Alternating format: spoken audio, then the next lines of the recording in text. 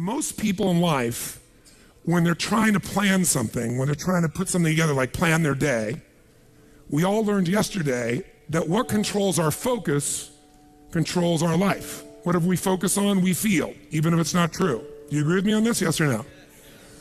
And everything's trying to get our focus all the time, right? Advertising's trying to get our focus, your phone's ringing, in your pocket it's buzzing, and that buzz is either your phone or it's an email or it's a text. There's this constant something trying to get control of our focus. But what you focus on determines your destiny in your life. So if you don't take control of it, somebody else will. And so the challenge is, even when we try to take control of our own focus, even we try and attempt to do this, usually there's so much distraction that it becomes very difficult to do it. And even if you did it in the traditional way and you were going to go out tomorrow and you're going to plan your day or you're going to plan your week, you're going to go home. In order to plan it, you're going to have to come up with some answers for the week. And the question you're going to ask if you don't know RPM is what? What do I need to? Say it nice and loud. What do I need to? And that's a good question. It's much better than why do I have to do this? It's much better than what the hell do I do? A few modifiers around that language and you'll feel very different, won't you?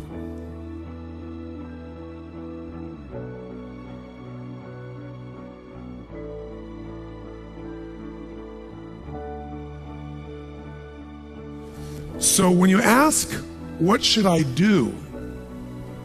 The answer you're going to get is usually based on whatever is most pressing on you at that moment. And what tends to press us is either something painful, right? Right now I got to do this because if I don't do this, something's going to happen. Or something that we want, something pleasurable. Is that true? Or it could be our own sense of vision. But that's usually the last thing that we focus on. How many agree with me on this? Say aye. So let's say, for example, someone keeps coming to you and goes, I need this and I need this and I need this. And they do that in the form of your text. They do that in the form of a phone call. They do that in the form of an email. They do that in the form of walking up to you and go, hey, Tony, can I ask you a question? And right in that moment, they're coming to you and they're asking for the most valuable thing you have in life, your focus. Because out of your focus, you're going to put your attention, your energy, your intellect, your emotion, your thoughts, your lifeblood. And the way you invest focus is the way you invest thought, feeling, emotion, and life. And wherever you spend that focus is going to determine what you end up with in this life and what you're able to give in this life. So focus, bless you, is the single most important component you got to learn to take control of. And most of us are not very good at this. Primarily because the culture has conditioned us to respond to what we need to do. And when you're coming up here, Dr. Ruth here in front of me, and she goes, Tony, what I need to do right now is being dictated by the environment, not necessarily by what is most important for me or my mission or my direction or my life. Now in a seminar, it's appropriate most of the time because this is what I'm here to do. But even in seminars, sometimes I have to say, can I get back to you in a moment? Because I have to do this because I'm also running this damn thing. I'm not just on stage, right? So the combination makes me have to look at it. And there's an army of people back here running it, and I got to help them, or they got to help me, and a lot of moving parts. So sometimes I got to stop and not let you take my focus, even though I'd like to give it to you. But if I were to ask, what do I need to do? I'm going to get a certain quality of answer. Now, let me give you an example of what I mean. True story. President, I won't go any deeper than what I can reveal without being disrespectful in any way, shape, or form. I would never do that. But it's a known fact, because it got out in the newspapers. There was a stage when President Clinton called me. And when he called me, he literally called me up and said, and I'd known him for a little while and worked with him prior, but he called me up and said, they're going to impeach me in the morning. What should I do? And I kid about it today. I said to him, well, could you have called me sooner? But what truthfully I said after that was, I can give you my answer to that question, but I don't know if that's really the question you want to answer. Because the answer of what you should do requires a different question to be asked first, which is what's most important to you? Because if what's most important to you is to stay in office, then obviously you should just keep doing what you're doing, because even though they'll go try to impeach you, they won't have enough votes and you'll stay in office. But if your outcome, what do you want? What's your outcome? What's the result you're after? That changes what you do. If your outcome is to regain respect from mothers, fathers, what they can say to their children about the President of the United States, then based on that, you might have to do something different. And I said, it's easy for me to say, because I'm not in your position and I'm not facing an inquiry in the legal side. And he said, yeah. And I said, but you're also a lawyer. Now, you certainly know the law. And I said, you know what you can say. He goes, yeah, well, you don't have somebody coming at you, stars coming after me. He's trying to do this, trying to do that. I said, I know that. So I'm not telling you what to do. You're just asking me what to do. I won't tell you that. First, you got to tell me, what do you want? If you don't know your outcome, if you don't know the real result you're over and you answer what to do, you may even get what you want. You may do that, get the result, but it's not the result you really wanted. That's, again, the difference between strategy and tactics, isn't it? Which is one of the single most important lessons I hope we got across to you this week. So you got to learn to ask a different question than what to do, because how many of you found out that it doesn't matter what the day in your life is? If you really write down everything you got to do, there's no way in hell you could do it all. How many agree with me on this? Raise your hand and say aye. So most of you start out in the old days with a little time management book and you used to write down all your to-dos, right? How many used to have one of these? Right? You write down all your to-dos, and then in the early days, you actually put like A, B, C priority maybe in the very beginning. Anybody get that anal to be able to do that? Separate them out so you focus on the priorities, and then maybe even plan when you were going to do them in your day. And that lasted about how long? You still carried that book around with you in those days when it was on paper, remember that? But what it was your address book in those days, because you didn't have an iPhone, right? It was your calendar and your address book and a few crappy things you wrote down, but you never sat down and wrote the whole list out because you knew you weren't going to do it all, and it just felt like hell every day to rewrite it all. Who can relate with what I'm saying as being true? Say aye. So when I only had one company to run, I was just a kid, I went to one of those programs prior to the days of Franklin and Covey and all those guys. It was called the Time Bank. And we had this 3-ring binder like this. It was so cool, and it had its tabs and had my calendar in the front so I could schedule things, and have these daily little tabs. I could plan out the day and write my to-do lists. And then it had my A through Z's in the back where I could file under people's names and things, all the details I needed. And then that was all the phone information, because there wasn't email in those days. And you carried around this little mini suitcase of these big rings, and it worked really cool. It was great. But I learned once I had 2 companies, and then 3, and then 4, then 5, there was no way. My to-do list got bigger and bigger and never got to be done. And I found myself not writing it down, and then I found myself doing it in my head. And I got a pretty good memory, but man, that was painful. I felt the shock of it all over again. Bottom line is, I said, there's got to be a better way. And I kept thinking, what controls our life is what we focus on. What we focus on, we feel. What we feel and focus on, we move towards. Wherever focus goes, energy flows. So wherever your focus goes, energy flows. So if I want to control my focus, the most powerful way is by asking what? Better questions. So I need to come up with a better question, because what to do is a painful question. And it's a stupid question very often.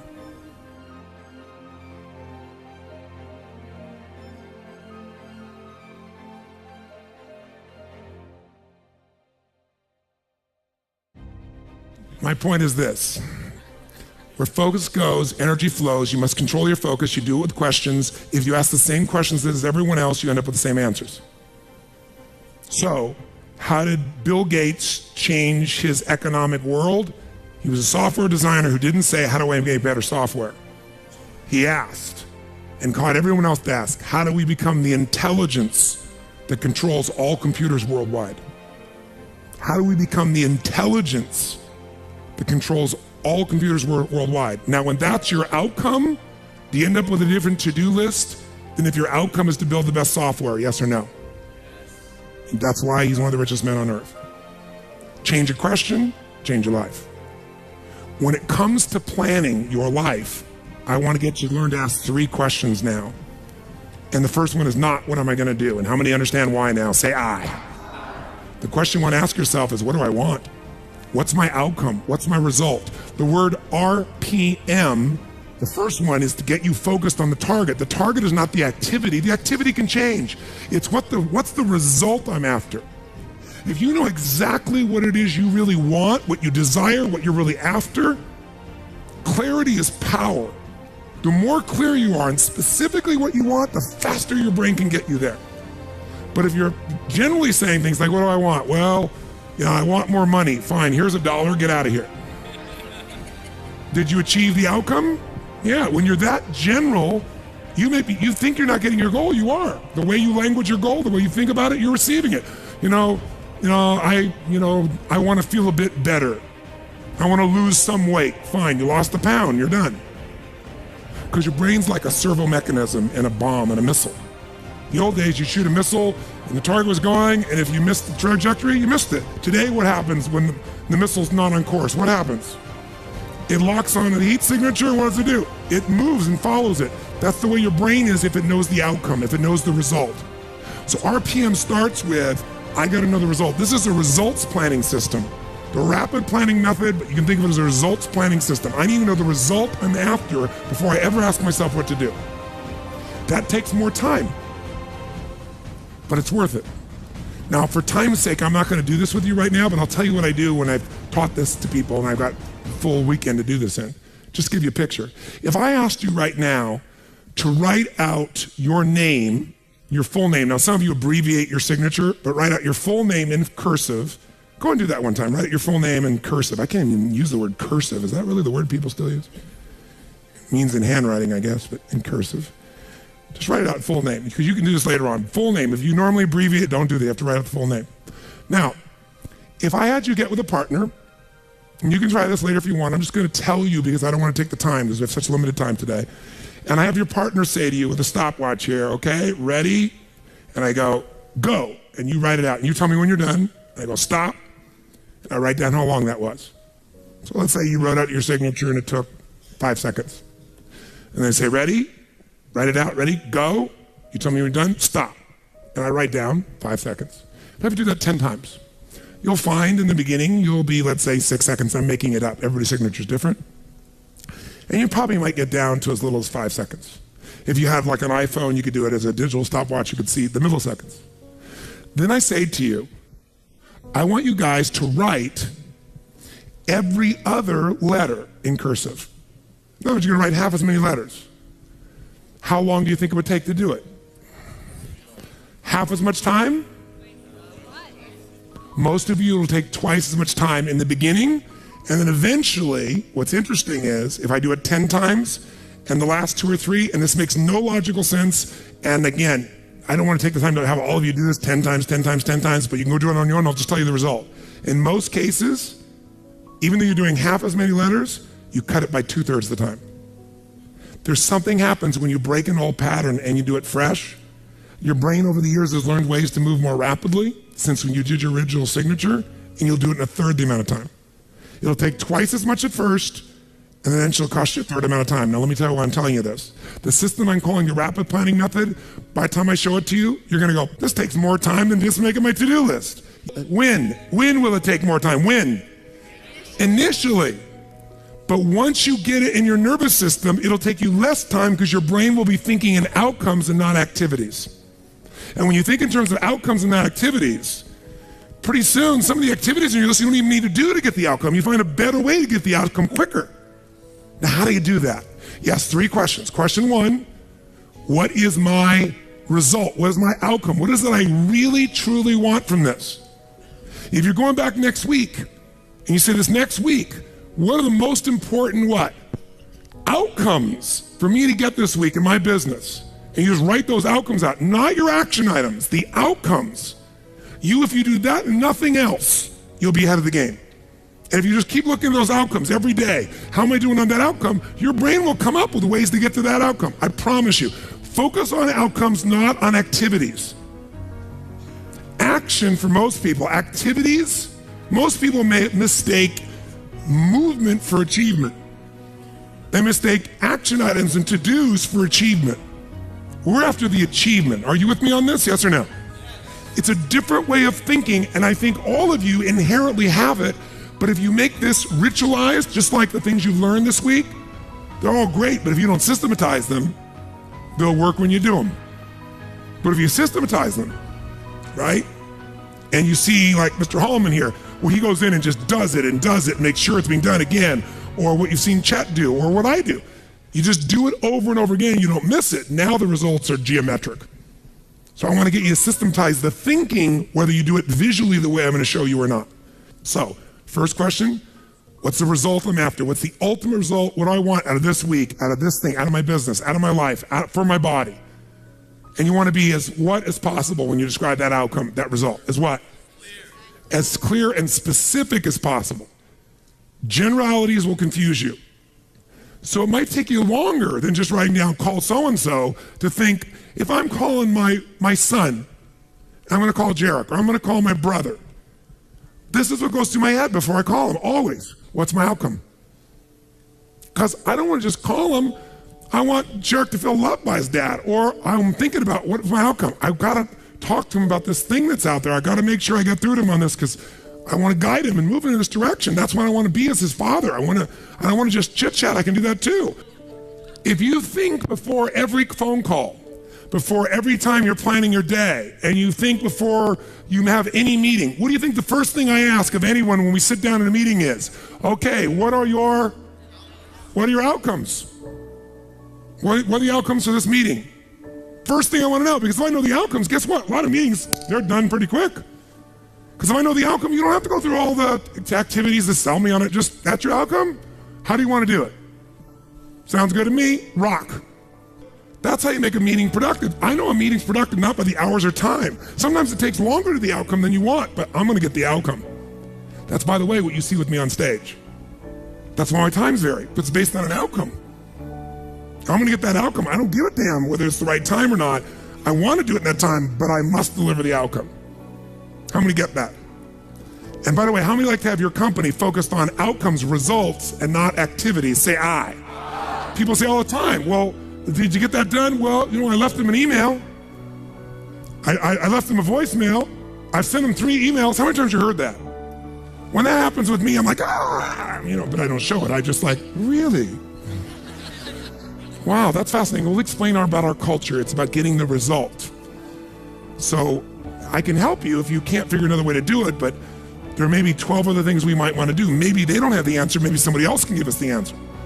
The outcome was to get this information, not to leave an email or 12 or 3 voicemails. That will not do any of us any good. How many follow? Now, whether you get the outcome or not, whether you get that result, will be based first, do you have clarity? And the second thing is whether you got enough emotional juice to keep going after it when things don't work out. So the second part of RPM is the purpose. RPM, by the way, how many knows what it means when you increase the RPMs in a car? Anybody here? What does that do? It builds up what? Power, speed. Higher RPMs, you can explode through something, right? You can make something happen. So think of this metaphorically also, this rapid planning method, this result planning method. So it's rapid planning, it's a result planning. You want a results-focused, purpose-driven, massive action culture. That's what RPM stands for. It's how you build up power and you break through.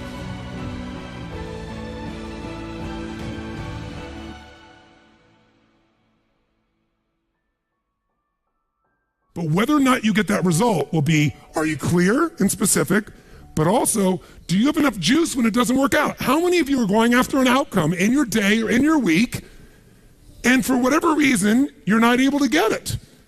The person doesn't respond, they're not there, the thing's not there, something interferes, somebody interrupts you. Who's had their plans interrupted? Raise your hand and say, I. So whether you keep doing it or not is, do you have enough emotional juice? See, guys, you all know out of this week, you got more than enough to take your business to a whole nother level. You got more ways. You can go home and be artists now. And some of it, went by so fast, but many of you get the program, you'll watch enough times, you'll be there. Somebody's going to invite us in, we're going to be there and make sure you do it. So it's going to happen. But the art of it being followed through or not is going to come to you have the emotion to follow through, and that needs to be a part of your thinking also. So the next question I've always asked, besides the outcome, is why? Why is more important than how? Why are we doing this? What's the purpose? Purpose is more powerful than object. Purpose is more powerful than object. You say, I want $1 million. That's a great objective. I want $1 billion. Great objective. I want to feed 3,000 children in my community. That's a beautiful objective. It's even more specific. But even that objective, you might get excited about so you realize what it takes to feed 3,000 kids, right? And the politics involved and all the people that don't follow through. And then you have this good intention and somebody else is pissed off because one of the kids didn't get fed, right? And you did everything you know how to do. What's going to make you keep going? Purpose. Why do you want to feed those 3,000 kids? That $1 million, that $1 billion? Why are you going to take your business to the next level? Why is the most important thing to know, because that's where all the emotional juice and fuel is to actually get you to go through when the challenges show up. Every person you see who's on fire and is successful knows the why.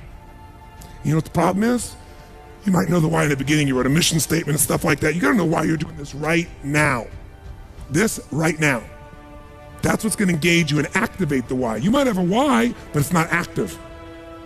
How many follow the difference when I'm talking about here? Say I. Otherwise, that little law of familiarity shows up.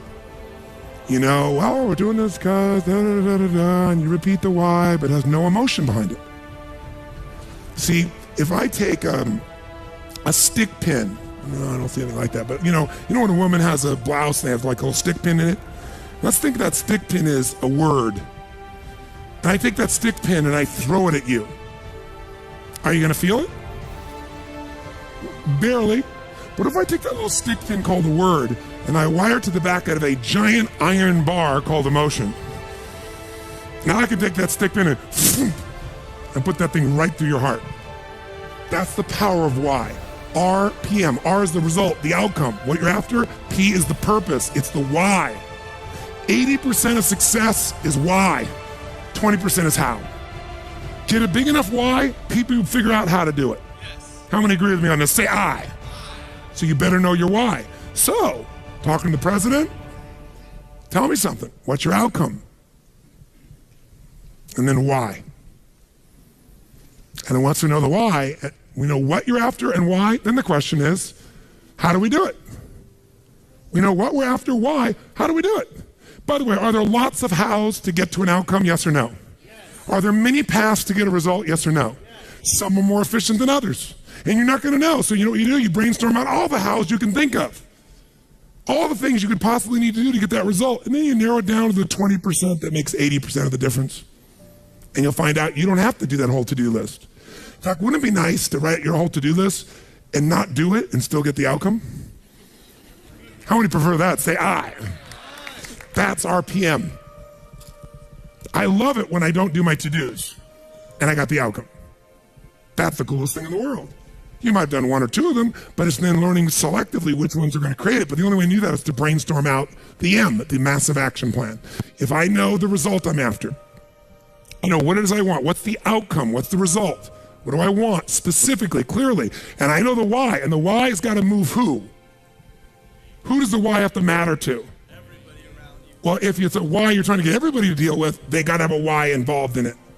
But people do things for different reasons. People donate money for different reasons. Some of you donated money the other day here because you were moved by the experience. Some of you did it for connection. Some of you did it to contribute. Some of you felt guilty if you didn't do it because somebody else did beside you. Or you have a lot of money and you feel guilty about it because you didn't earn it. I'm not saying anybody in this room, but that's how some people are. They inherited it, so they feel guilty. Some people do things to get their name up on the wall. Some people today do it anonymously and then tell everyone. Isn't it true?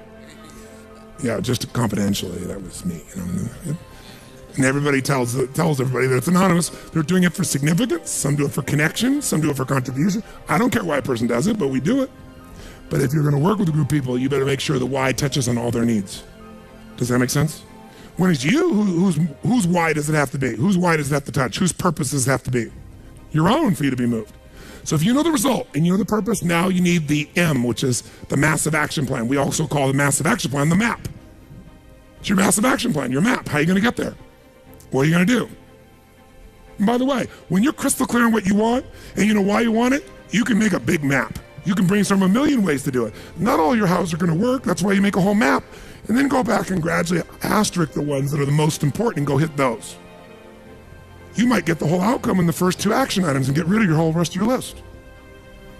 This is RPM. This is how I operate. Now, if you never did this on paper and you just did this thinking process in your head, you'll get invaluable resources.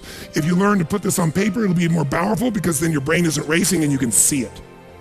If you make it into a system that you personally use, your productivity will explode. If you teach your whole company to do this, your company will go to levels you can't even imagine because everyone will maximize their productivity.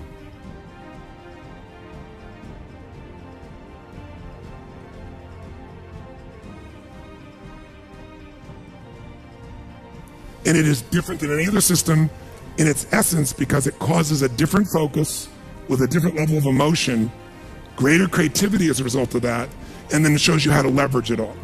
Does this make sense?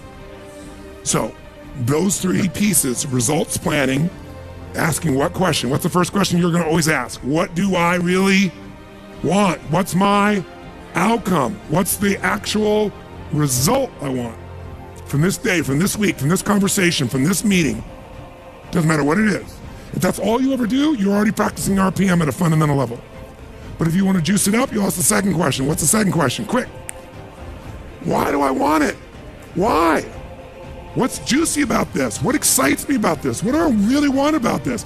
If I'm going to call this person, why am I calling them? And then you know what? When you get a stronger why, the action items change because you're in a different what? Who knows? A different what?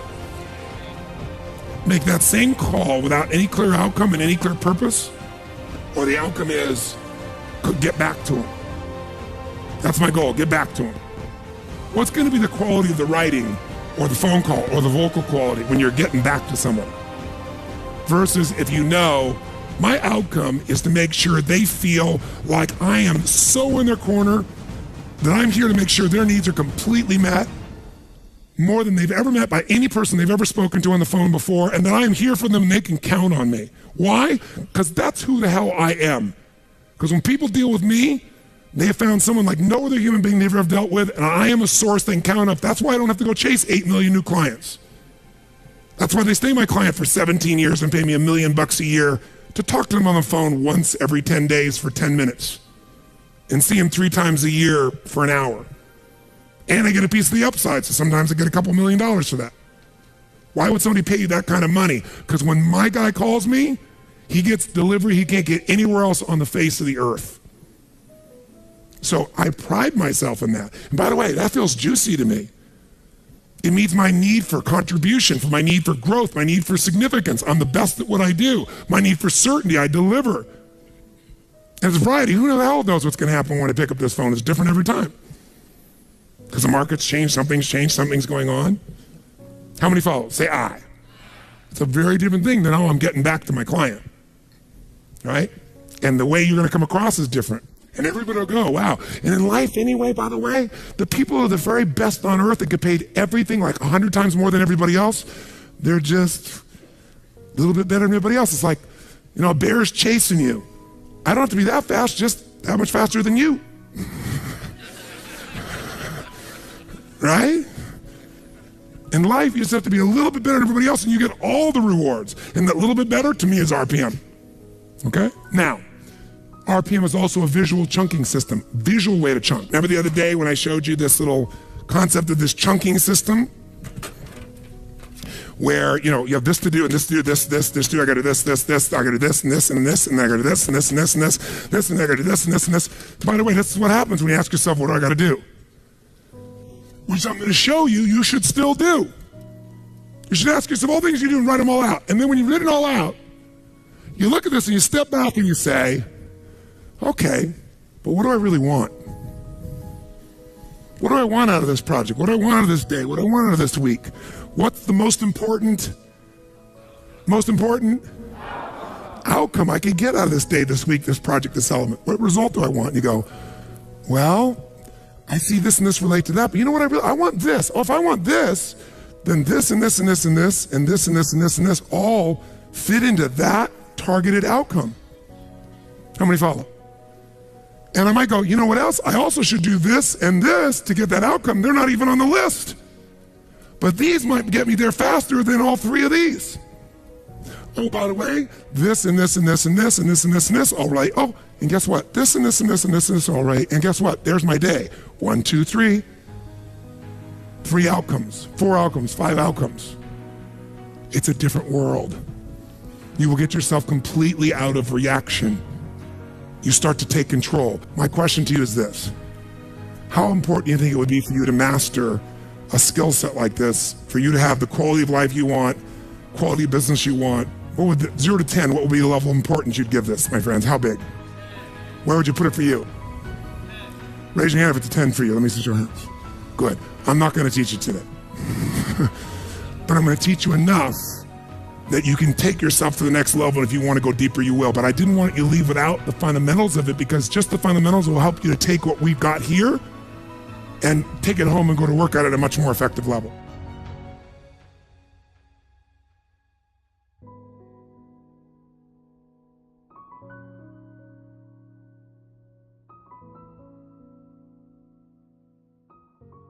Because words change emotion.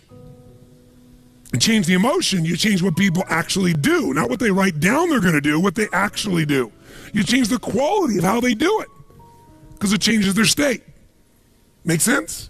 So if you're going to master RPM, and you're not going to do that today, but if you want to, let me just kind of give you the overview. There's 7 principles of power. Just capture them if you want. First one we're going to come back to right now, but I'll start with it at the top. Believe it or not, above anything else is the power of language. Why is language so important in managing your life, your emotions, your results? Because we don't experience life. We experience the way we repackage life the minute we label it. See, if you have an experience and in your body, your nervous system is feeling this sense of discomfort, then think of it this way. There's these uncomfortable feelings coming through you. Think of it like a funnel. And all this noise, environmental stimulus is coming through you. And then you have certain words you use very often, 2 or 3 that you use. Kind of like you're taking all this juice in and you're going to have these cookie cutters. And the words you use most often are pissed off, frustrated, and annoyed. You're going to get a very different experience than if the person has the habit of being enraged, right? Crazy, want to kill someone. Or someone else who goes, you know, that peeves me. They take that same stuff and goes, peeves me. Someone else goes, I want to kill someone. It has nothing to do with the actual experience. It's the words. I'll give you an example. Anybody here know who Ken Blanchard is? Wrote the 1 Minute Manager. So Ken's a dear friend of mine. I've known Ken for, 30 years.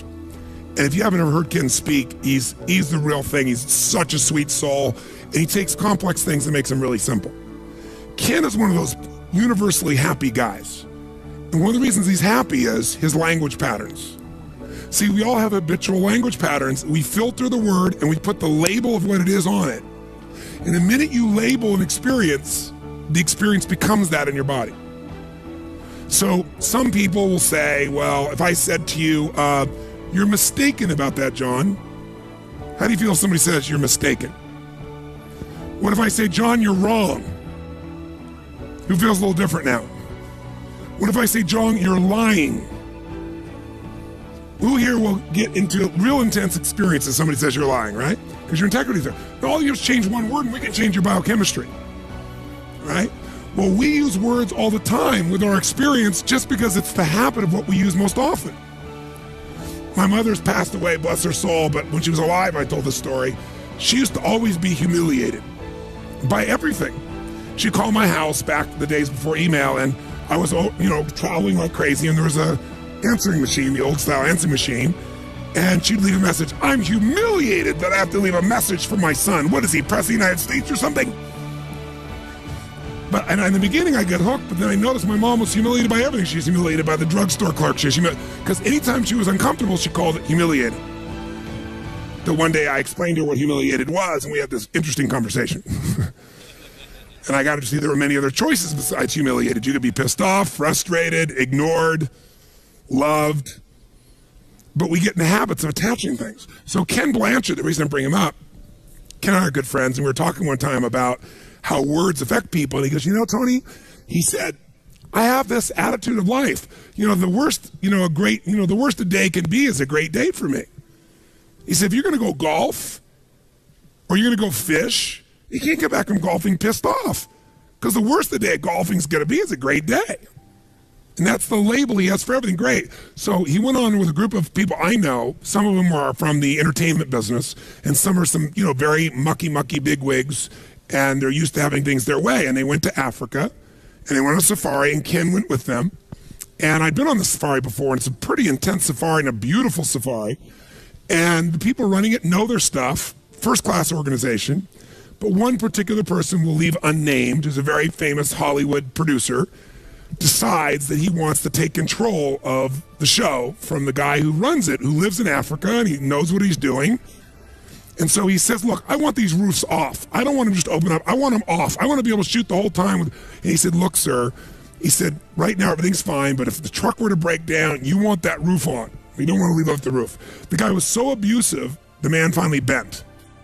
So sure enough, Ken, all these guys are out there, they're taking pictures, and they're out in the middle of this crater, Ngorongoro crater. If you've ever been there, it's an unbelievable place. It's like every kind of animal you could imagine is there. And sure enough, as they start going later, the guy goes, let's stay a little longer. And he's very influential, and he pushes the guide, and they stay out longer than they would. Now they got to rush back before darkness, and they don't have the roof on, and you guessed it, the truck breaks down. They're in the middle of nowhere. No one's answering the radio. Lions and tigers and bears, oh my. Everything's going to creep in. And one guy's going, oh my God, we're going to die. Oh, it's your fault. He's screaming at the other guy, and the other guy's screaming at him. And I got the play-by-play from two other people that were there besides Ken. But they told me that in the midst of all these people freaking out, angry, and people scared and everything else, because you could actually see the animals coming, and they're taking out their rifles, and it's getting tense. And in the middle of stuff, Ken looks out and says, this is inconvenient. And he wasn't faking. That's the word he used for this experience. It's inconvenient. And that's the word he uses all the time for things other people are stressed out about. And as a result, that's all it is inconvenient to him. And sure enough, guess what? Finally, the radio worked. Within a half hour, a guy came out. They brought some other trucks. They got these guys out of there. They left the truck there. Everybody was fine. But the people are like, oh my God, you killed us. Other people, we're going to die, we're going to die, we're going to die. You son of a bitch. I mean, every language pattern you can imagine. Only one, inconvenience. Much of your life has nothing to do with your life. It's the way you use language habitually. Language is the trigger for meaning, and meaning equals emotion. So when I think of RPM, it's about language, because it's about the questions you ask, because those questions control what you focus on, but it's also the words you use to describe your outcome, the words you describe to describe the why. One word can change the whole game. If your description of you're a stockbroker, and what you describe, what you do is you go, I got a cold call on people every day, that's not going to get you moving very much. Remember, one guy I was talking to, he was so much more successful, he was brand new, he was blown by everybody, so I went and interviewed him. Because, all these other people are bitching and griping. He was having such a great day. I said, what are you? He goes, I'm a treasure hunter.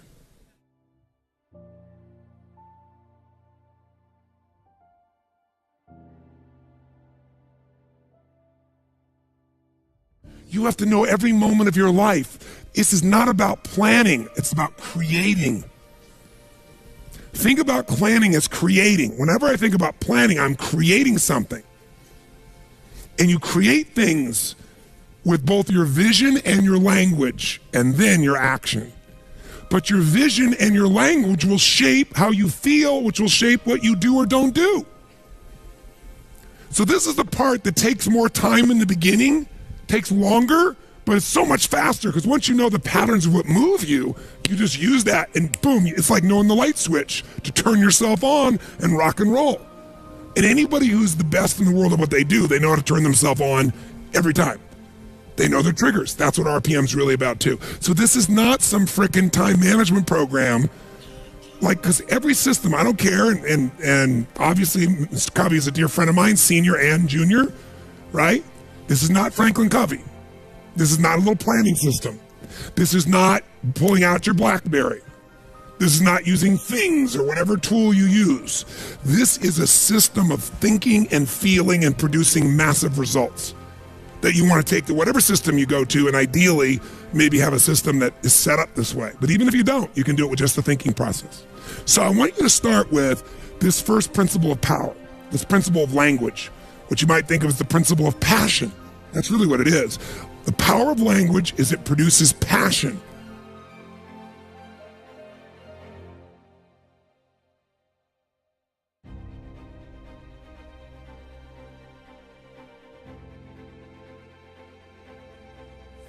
Now, in addition, if you want to follow through, remember, if you link more of your needs, there are 6 needs. If you link 1 need to it, you got an interest.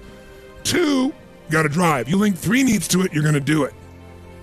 Now, she was linking feeling insignificant to paperwork. Significance is one of the most important things in her life, right? She wants to significantly contribute. True? And it wasn't that significant to the contribution before, but all of a sudden now she gets it is. It's part of the chain of life. It's part of the chain of keeping a promise.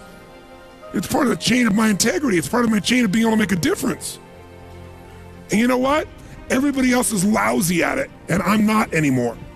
Because how the hell can I help somebody else if I don't do it myself? And so now she sets a new standard. So now it's significant. And by the way, if you want to make it more fulfilling, she can also say, you know, I'm connected to it because it's connected to the what, she said? To the outcome. There's a purpose here. Now there's connection. Now, doing this helps me to contribute. Well, I'm starting to meet a lot of different needs. Contribution, significance, connection, love. That's enough to get her to do it. Now, when she goes home, she can even develop a strategy to enjoy it. Like I interview people that do things that other people hate, find out how they do it. Somebody loves to clean their house. I said, great, well, let's look at these 6 human needs, because if you love it, it meets many of your needs, at least 3 or 4. On a 0 to 10, cleaning your house, how much certainty does it give you? And the lady says, 10. You say, why? She goes, because I know how to do it well, and I do it well every time. And I have control of it. Before your emails, as a way for you to get a sense of accomplishment, knocking a few off, doing something that's meaningless, you used to, when you're stressed out, organize your desk. How many are old enough to remember that?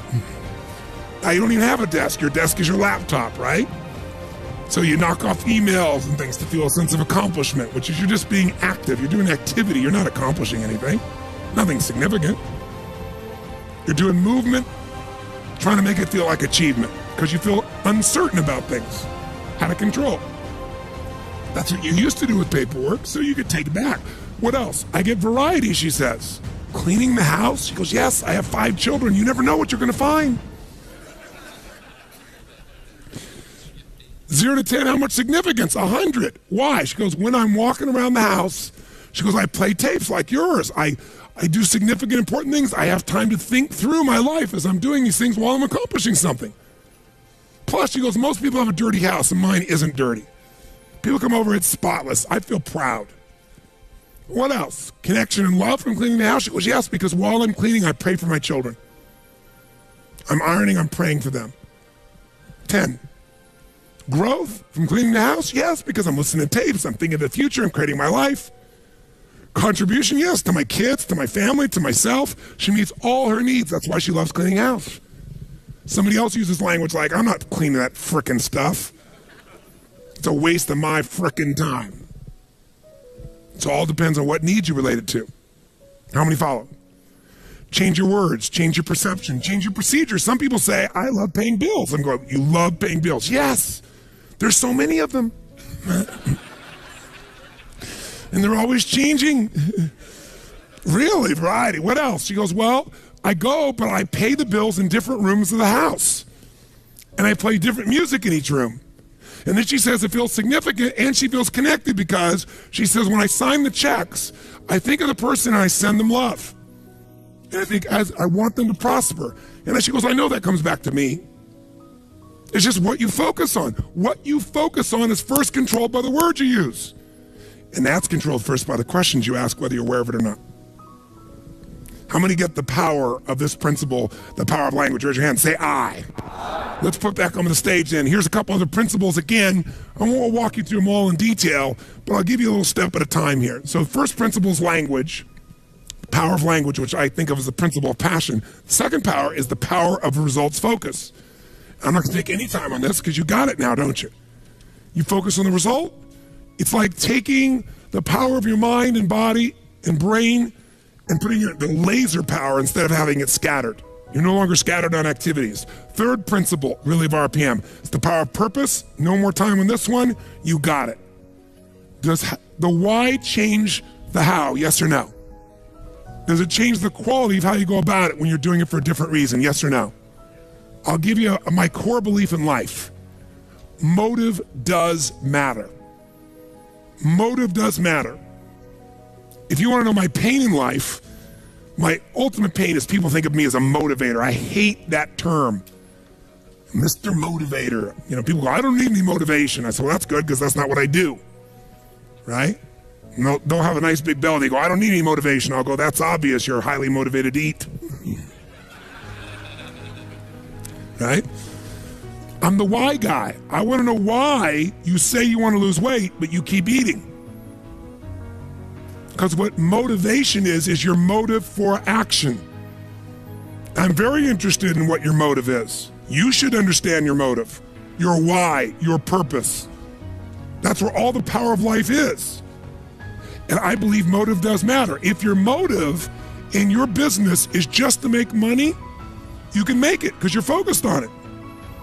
But I believe life moves to support whatever supports more of life. And I think a reason why HomeX or a Zappos grows the way they do is because they have a higher purpose as well. And a higher purpose is to serve something more than themselves. See, if I'm just trying to meet my needs, I'm going to get a certain level of insight. And I looked at my life, throughout my life over the last 30 years and thought, stuff happened at times that anybody who was there would go, that's impossible. No way that could happen. How could he know that? How could you shift that person? How could you change that situation? I've had these moments throughout my life. And I believe insight comes because I wasn't focused on me succeeding or failing. I was completely focused on serving them, and the insight shows up. You're trying to take care of your family, you're going to get a different level of insight than just yourself. Trying to take care of your company, even bigger insight. Trying to take care of your community, trying to take care of the world, humanity, without being ego, not saying it. If that's really in your intention affects the quality of what you're exposed to, of the insight, of what comes through you. Motive does matter. And we can always shift our motive. And there's nothing wrong with wanting to meet your needs and others. The game changes. And by the way, if you do this in your planning, i.e. creating, the game changes. Okay? You make it a ritual. RPM is a ritual of questions. You got to get it in your body as a sequence. When you get it in your body as a sequence and you lock it in and you condition it, it'll just happen. It'll happen like, what do I need to do? Used to happen inside of you. Next principle, number 4, it's the power of mapping. That means that once I know the result I'm after, once I know why I'm doing it, I got the right language, I need to come up with a map. You know what's interesting about a map? It doesn't always work. How many of you ever used before, in the old days, before they had Google Maps, there was a company called MapQuest? Whoever made the fatal mistake of using this crappy product? And what happened if you use MapQuest? What usually happened? You ended up getting a place worse than if you would have guessed. Because their map had nothing to do with the reality of the territory. Well, the more you do something, the more you're able to come up. The first time you do a map, you might be a little off. But if you do a map again and again and again, pretty soon you start learning the pathways to get to a result quicker, don't you? When you start making these maps, these action items, you're going to start to find certain ones get you further than others. And pretty soon, what took a long time, you're going to know the shortcuts. Oh, I know how to get from here to there quicker. I know the map. That's what used to be your to-do list. Now it's going to be a map to an outcome that's being fueled by your purpose. Okay? And then very quickly, as a principle, number 5, the power of chunking. So you've been in this seminar this week, and you got all this information. And I've attempted to get you to at least capture it in one place in the form of principles and actions. That alone chunks it a bit. That means you could turn that part of your book, kind of review the principles, right? You can read the whole book, look at the principles, and you look at your action item and say, okay, what does this relate to? You could just make it a to-do list of all these things you're going to do and figure out when you're going to do them. Or you could take all those to-dos. You could say, okay, these all relate to marketing. These are all the actions related to the outcome of making sales better. These are all the outcomes made towards culture and improving my culture. And you could take this random list of to-dos and maybe fit them in 6 drawers, 6 categories. See, years ago, I started do chunking. I started to realize I could get out of stress very quickly if I just learned to chunk things. I'd not only get out of stress, but now when I thought of my day and I got interrupted, instead of going, oh my God, I got 57 individual things to do, there's only 3 things I'm after today. I get refocused on my outcome. How many follow this? Say aye. You can do this with your project. You can do this with your week. You can do this with your company. So after a while, I came up with this idea. What if you could imagine your own home, the home you live in right now. What if we could take everything out of your house and you weren't there, and we dumped it all into just boxes, and the boxes got all collapsed into each other, and you were going to move and you weren't around, and then people just took all your stuff and just dumped it in the living room of your new house. Everything mixed in there. Underwear, toilet paper, soap, tissue, notebooks, computers, books, cosmetics, all mumbled and jumbled together in the middle of the floor. Would that be somewhat stressful for you? Yes or no? But what if, in advance, you took everything in your life and knew it would fit into one of, let's say, 2 chests of drawers, 6 drawers in each, 12 drawers. Maybe they may be giant drawers, categories. Like everything fit into, home appliances or cooking or intimate wear or whatever. If you had those 12 and everything could fit in one of those, you could take anybody in that room, once they knew those categories, how quickly could we transform that living room? How fast? Yeah, oh, this goes here, this goes there, boom, boom, boom, boom. And by the way, when it's done, how quickly could you then get what you want? You know exactly where to go, put all your focus in there, you open the drawer, you find what you want.